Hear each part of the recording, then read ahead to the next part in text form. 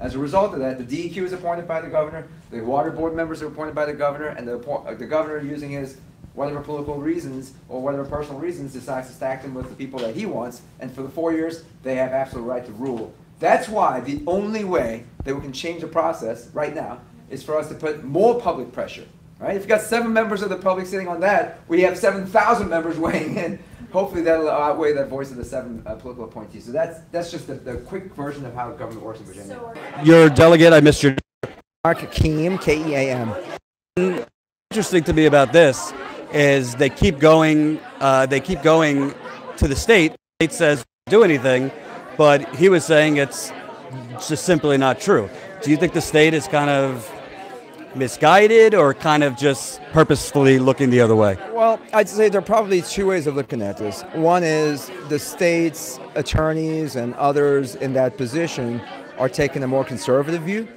That, I mean, obviously the language of the law is the same, it's black and white. But some people might say, well, just because we have the authority doesn't necessarily mean that we should use that authority fully because of precedent or history. If we're doing this now, then every time there's an issue like this, we have to get involved every single time, and do we want to set that precedent, right? So that might be one possible interpretation, and that's, in the policymaking world, that's a legitimate thing for people to say. The other interpretation is to say, well, regardless of what the state's authority is, we really don't have the clout to be able to do much other than what it is now. In other words, even if we did exactly what you want us to do under the code, under the language that we have, the end result is going to be the same anyway. Therefore, the federal government's rules or decisions are going to be the ones that are ultimately going to be standing. So why bother wasting our time as a state officials doing all this stuff when the end result isn't going to change? So those are, I would say, are the 2 ways that you can read the inconsistencies. What we believe the state has the authority and what our state officials are telling us, well, I'm not sure if we have the authority. And I mean, let's keep it real.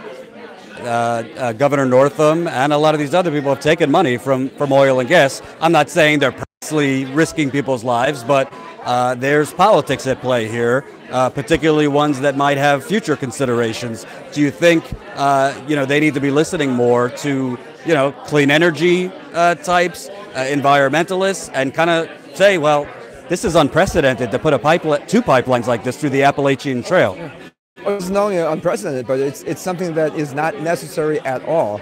So it's one thing to take massive risks if it's going to benefit thousands and thousands of people.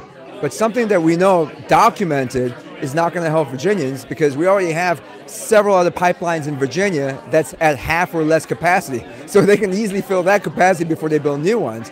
So the fact is it's not only unnecessary and not economically feasible, but it really doesn't end in any kind of a public benefit. So it's not something that we should be doing. But I guess the cynical side of me says, yeah, there's always politics and there's always influences and what have you. But the reality is I honestly believe that Governor Northam and his senior people don't see the problem the way we see it.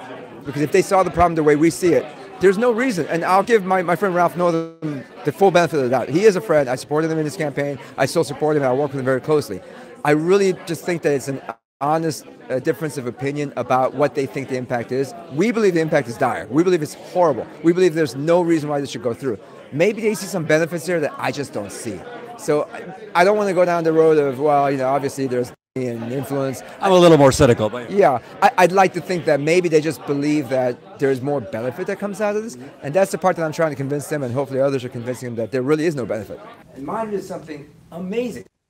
They decided against all odds to stand up and fight the establishment, stand up against corporate greed, stand up against government that wasn't listening to them, stand up against the idea that your property doesn't matter in Virginia anymore.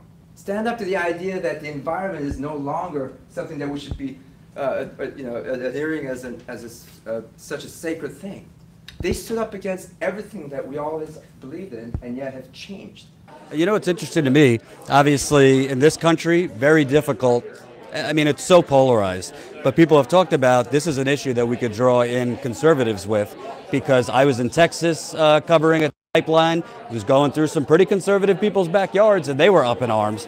As a delegate, how do you think people in Virginia, but around the country that might be watching, have pipelines going through their country? How do you bring those 2 groups together for this? Because water is kind of bipartisan. Water is life, and we literally need water, clean water. That's something that every single person in America will stand on. I think the issue is that a lot of Republicans who especially aren't in the affected areas have probably just tuned themselves out. They just say, hey, this is a big business thing, it's jobs, it's economic opportunities. I've always said those things in my campaign, so I'm just going to stick with that. And I don't have time or the energy to really dig down and find the actual footnotes on how many jobs it'll create. So they've probably just taken the easy way out of saying, hey, it's pro-business, it's pro-jobs, pro-economy, I'm for it. And they don't think any more about that. I think when they actually sit down and talk and think it through, and when they actually meet constituents who are in their area, who will tell her, this is what's going to happen. My house is going to be taken away from me. Why are you letting my house be taken for something that I'm not even going to benefit from? When you have that level of conversation, I think some of them will come around. And I'm really hoping, again, I mean, I've tried absolutely hard throughout this process over the last few months on this issue. I've tried really hard not to make this a Democrat versus Republican issue. What I've said is I'm glad to see my own party coming around, because that by itself is a challenge. Frankly, I'm disappointed that so many of my own colleagues and so many other Democratic Party activists have said, oh, this is their issue, Southwest, it's not our issue. We shouldn't be worried about this. It is our issue, because if we stand for good quality environment, good protecting the environment and less fossil fuel energy, this is a pipeline that's going to generate continuously dependent on the fossil fuel that we have. So this is something that's no-brainer for me. So from that perspective, what I'd like to see is not only Democrats, but Republicans just be more educated and come around and understanding the facts, and then agreeing that, yes, in order for us to protect the water, there really is only one solution, which is not build this. Well, it's also, I mean, traditionally, the Democratic Party is the party of the people, right? Well, the people are very scared and angry, and you don't really about, kind of extreme conservatism, kind of Republican light. And I think that's what we saw nationally in 2016. A lot of progressives and environmentalists want to see stronger voices from the Democratic Party against threats to water, threats to land. The deforestation going on is a major player in climate change. Not just north of them, but the entire Democratic Party.